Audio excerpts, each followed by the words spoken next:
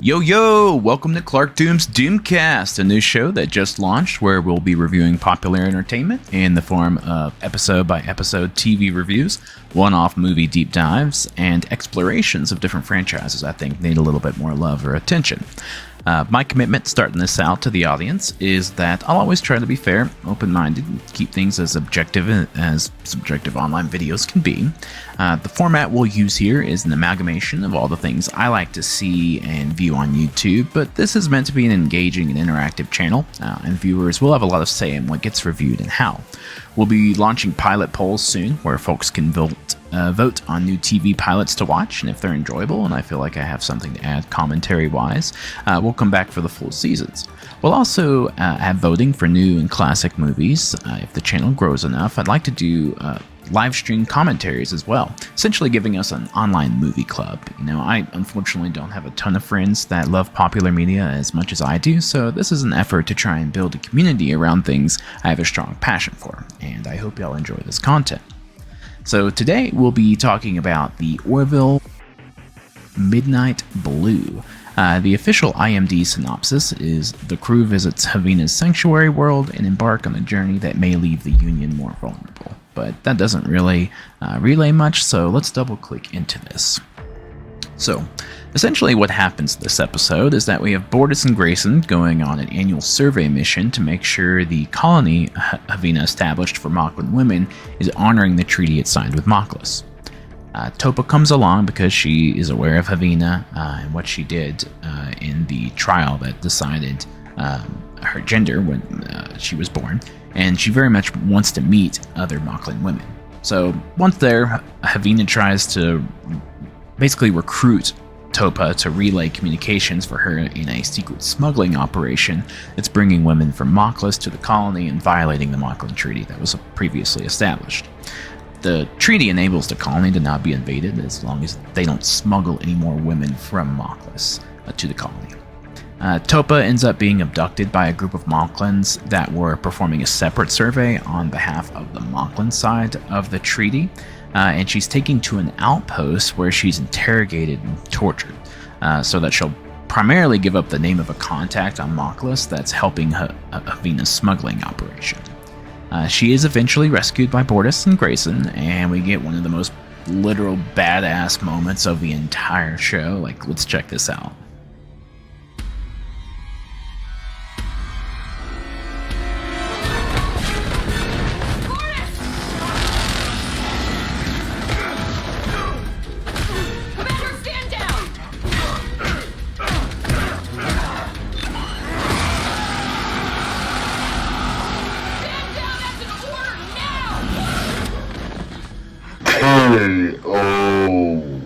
So, she's then brought back to the Alliance headquarters, and her story is made known to everyone, and the Moclans end up separating from the Alliance, and the process of severing ties begins, and I imagine we'll be seeing more of this in the upcoming episodes.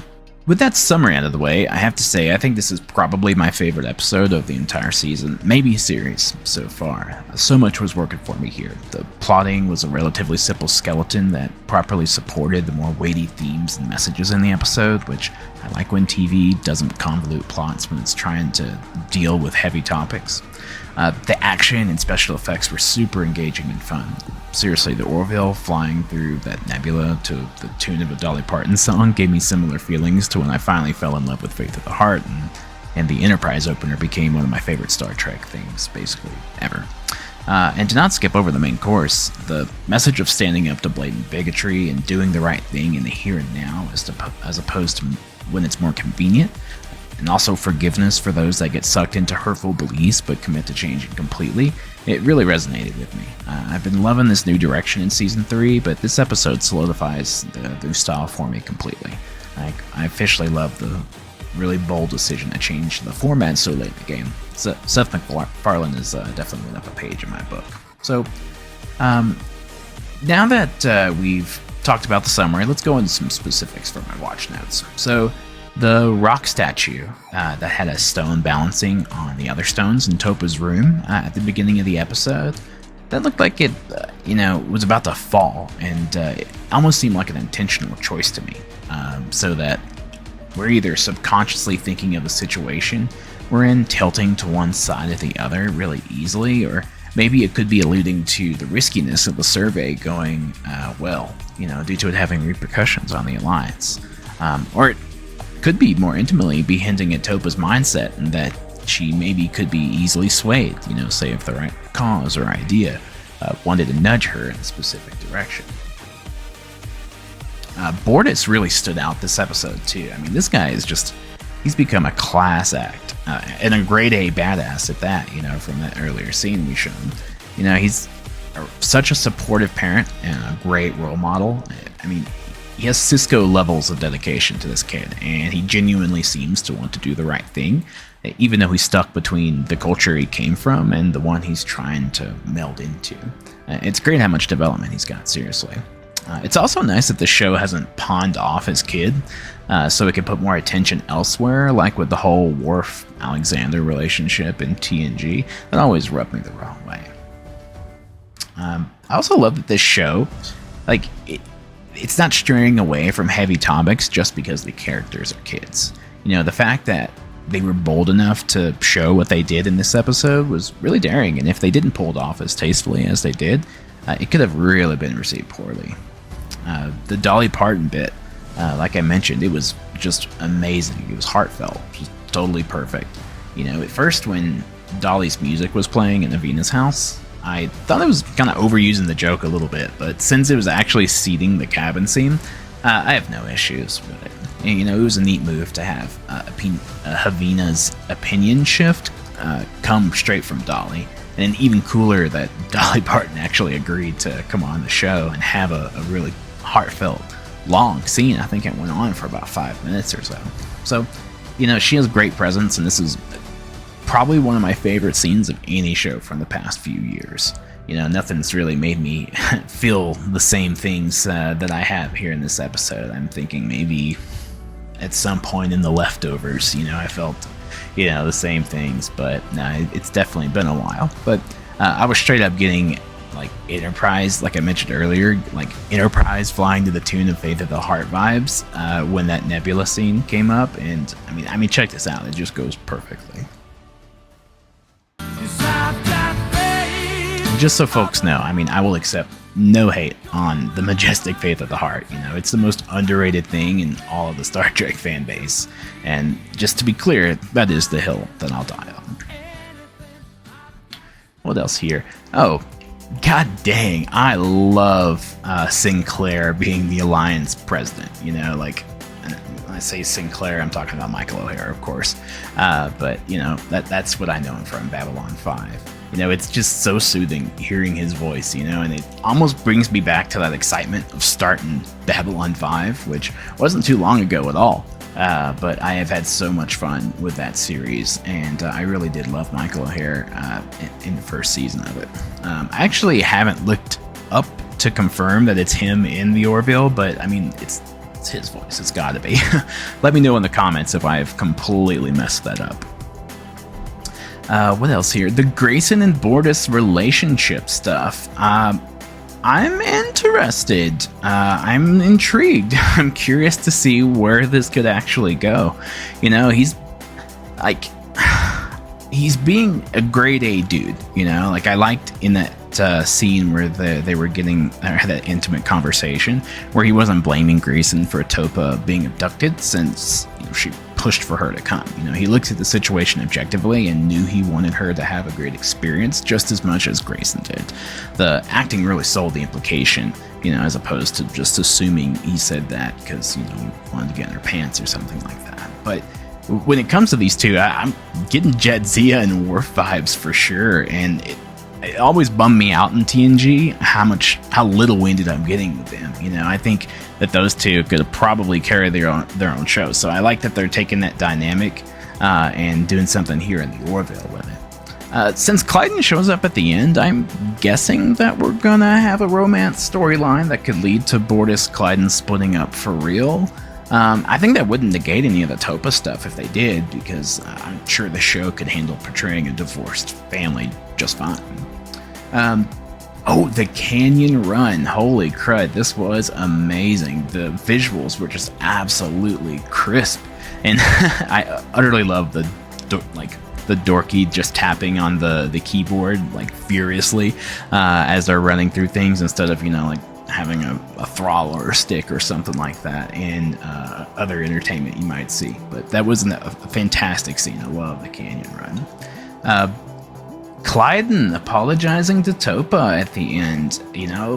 I suspect some people maybe aren't gonna be on board with this, but this got me. I teared up a little bit.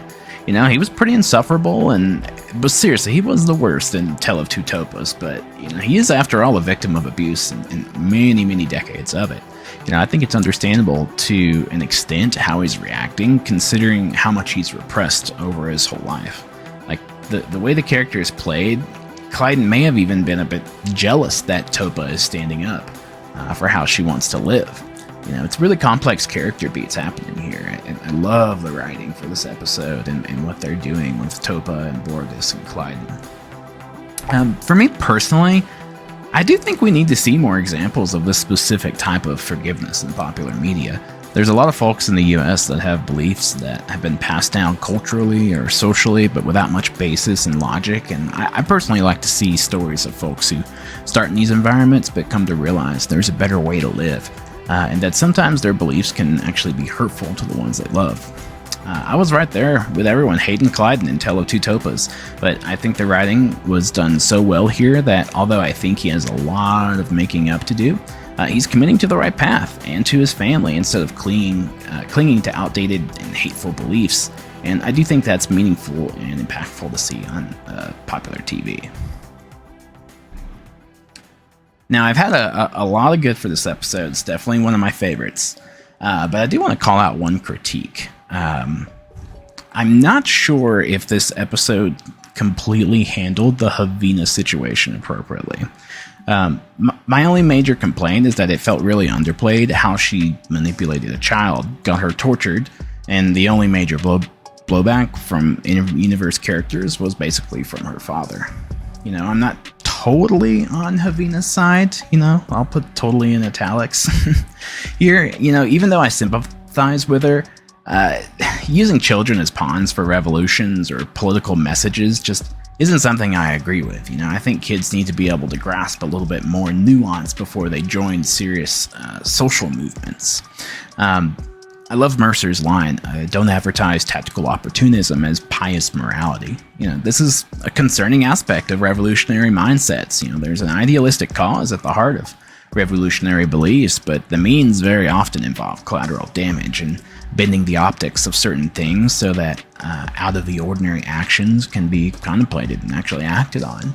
I'm not one to quickly align with causes until I feel the players involved are living the values they purport, and I think that discernment comes with maturity. So Topa has been forced to grow up quick, and I hope she learns this lesson and understands more implicitly what she's getting into when this inevitably comes back up again in future episodes. I get the sense that there probably won't be a need to do things under the radar now that the colony is under the Alliance protection, and things might be a little bit more black and white next time, actually. I'm really curious what they're going to do with the colony in the future. I want to talk about the big, bold, creative choices, that this show and this episode is doing. I'm a big fan of just strong directing. I want to feel the director's presence when I'm watching something. I'm not very much a big fan of, assembly line, create art by committee type media. I love when, a strong auteur, who's talented, gets to go in and take creative control of things. So, with that said, let's go through some of the little flourishes that I felt were really polished this episode. I think they were luminaries. I think that was what they called the Fireflies, basically, on the colony. I loved how they emphasized how magical of an experience it's been thus far for Topa to meet other Moclan females. But this also pulls double duty by raising her moods up before they're dropped, when Topa's magical experience comes to a terrifying halt and she is abducted. The frontal shots of Havina while she convinced Topa to join her revolution felt really unsettling, just off-kilter enough to hit home to the audience that this wasn't a completely benevolent request Tavina was giving Topa, and it was really well done. The shot of the blood moon right after Topa's abduction was a nice touch. It looked and felt really ominous. It was a great feel. The scars on the interrogator, I think they were added so that the audience would maybe come up with their own backstory for the character. Maybe they're going to do something with it in the future, but, it may be a stretch, but I'd be willing to bet that the typical Orville fan, loves to speculate around lore like that. If you're coming from Star Trek and whatnot, we've been putting the pieces together between show hints and whatnot for years, so I wouldn't put it past the writers here to be trying to do that. So, in my opinion, I'd like to think he's reflecting his own ugliness outwards and probably has seen some pretty messed up stuff in his time. I'd like to see him come back, just to be blind and maybe hear a little bit more about his backstory, like maybe he's the motivator behind, taking revenge or something like that in the future plot. But I want to see more of this interrogator guy. The soundtrack, when we were moving to the Alliance courtroom and headquarters, I thought was just slamming. Let's listen to this for a second.